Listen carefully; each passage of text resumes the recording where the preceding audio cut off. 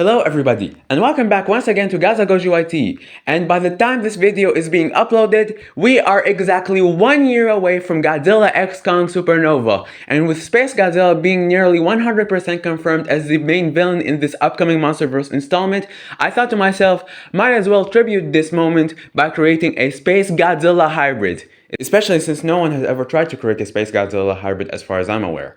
The first genetic contributor in my hybrid's genome is Mafube. This will be my hybrid's base genome, supplying my hybrid with a large and robust body frame, as well as acting as the foundation for its powerful forelimbs, which I know are contrary to the minuscule arms that SpaceGodzilla had, but trust me, this change will be worth it in the end. The second genetic contributor in my hybrid's genome is Santis, which will be utilized to increase my hybrid's size and muscle mass, strengthen its skeletal frame and cardiovascular system, supply it with air sacs and honeycomb-like hollow chambers in some of the bones for greater stamina, as well as providing its hind limb, pelvis, and tail anatomy for better rearing up, as well as granting my hybrid the ability to leverage its tail in combat more effectively. The third genetic contributor in my hybrid's genome is Saurolophus osborni, which will provide its unique crest for display purposes as well as achieving that SpaceGodzilla look.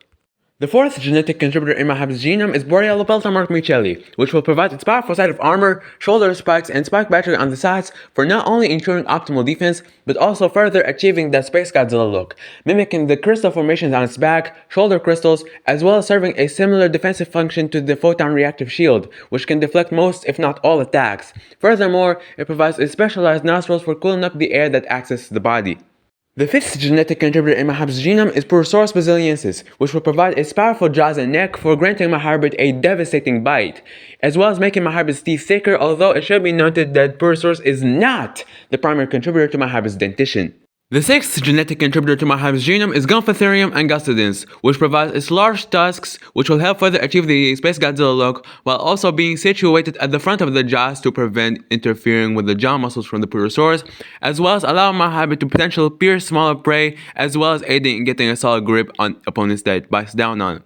The seventh genetic contributor to my hybrid's genome is Doedicurus glavigodatus, which provides a spiky tail club in addition to stiffening the tip of the tail for better wielding that tail club of his, granting my hybrid a highly effective tail weapon while also achieving the SpaceGodzilla look, who also had the crystallized tail club on the tip of his tail. The eighth genetic contributor to my hybrid's genome is Mylodon darwini, which helps thicken the skeletal frame in addition to providing its subdermal armor for defense, its specialized heel bone for rearing up more comfortably, its acute sense of low-frequency hearing, and lastly, it further augments my hybrid's forelimbs and claws for even greater attack power. The ninth genetic contributor to my hybrid's genome is the Kodiak bear. Moving on to the extant genetic additives, the Kodiak bear further strengthens my hybrid's forelimbs, especially with a large shoulder hump for extra muscle attachments, in addition to providing its claw structure for digging as well as tearing flesh from bone, not to mention its barrel-like chest for warranting enough musculature for both the head and the forelimbs, its fat reserves which act both as an energy reservoir as well as aiding with shock absorption, as well as its heightened sense of smell, and lastly, its molars which help accommodate an omnivorous diet.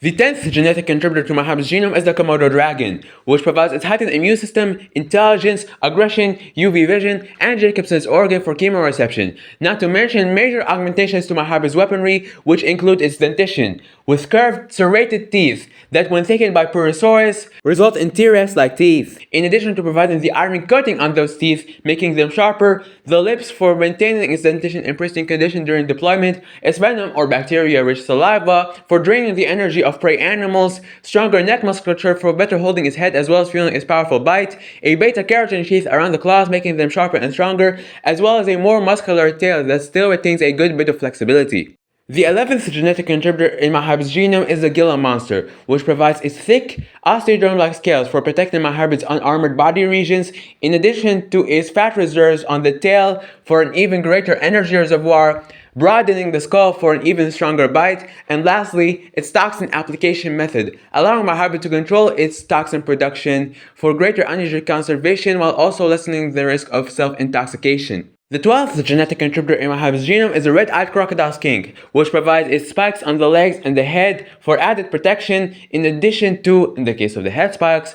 granting my hybrid a crown-like formation of sorts for an effective dominance display, not to mention its biofluorescence on the ventral regions for an even more dazzling display. The 13th genetic contributor in my hybrid's genome is the European robin, which provides its magnetoreception as well as further boosting my hybrid's intelligence and aggression. The 14th genetic contributor in my hybrid's genome is the bar-headed goose. Coming straight from the Himalayas, this goose provides oxidative stress-resistant muscles, proportionally larger heart, lungs, and chest cavity, metabolic control, high-affinity hemoglobin, and dense capillary in muscles for optimal oxygenation, coupled with high red blood cell/mitochondrial density, low blood viscosity, gular fluttering, specialized enzymes to facilitate cellular breathing, etc., making my hybrid a master of stamina, in addition to providing an extra trait, that being binocular vision for enhanced eyesight. The last genetic contributor in my hybrid's genome is the turkey vulture, which further boosts my hybrid's immunity to diseases and bacteria from carrying courtesy of its exceptionally strong stomach acids,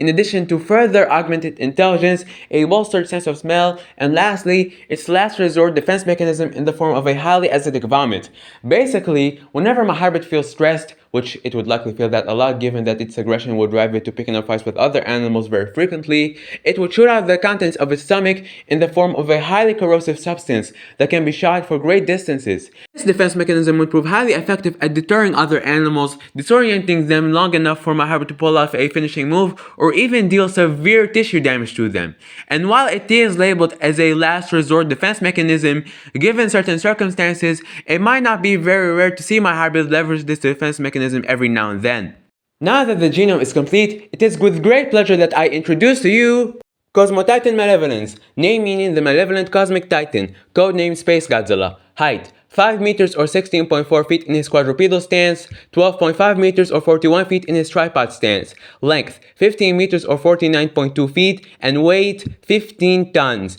A highly intelligent yet highly aggressive omnivorous megafaunal beast, with great energy that manifests in a multitude of forms. A large, powerful body equipped with devastating weapons that possess immense energy outputs, a large energy reservoir of fat, the ability to absorb high amounts of energy from a wide range of food sources,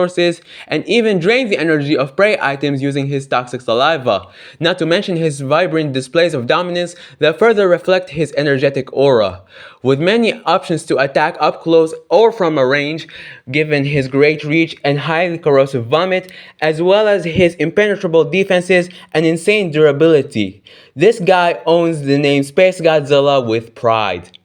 And with that, we conclude this video. Thank you everybody so much for watching. I hope you really enjoyed this video, and be sure to tune in next time for the second episode of Imperatyrannus sanguinis versus the most powerful theropod hybrids in the Great Hybrid War. So until then, goodbye.